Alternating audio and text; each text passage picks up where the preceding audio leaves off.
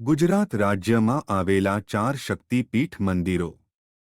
Number 1. ગુજરાતમાં સૌથી મોટું શક્તિપીઠ જ્યાં ભગવતી જગદંબાએ આરાસુરનો સંહાર કર્યો હતો. અહીં આવેલા ગબ્બર પર્વતના આરાસુર શિખર પર માતા સતીના હૃદયનો ભાગ પડ્યો હતો. નંબર 2. પાવાગઢ મંદિર. આ શક્તિપીઠમાં માતા મહાકાળી સ્વરૂપે બિરાજમાન છે. અહીં માતા સતીના જમણા પગની આંગળી પડી હતી. પાવાગઢ મહાકાળી માતાના શક્તિપીઠ તરીકે ઓળખવામાં આવે છે. નંબર 3. બહુચરાજી મંદિર.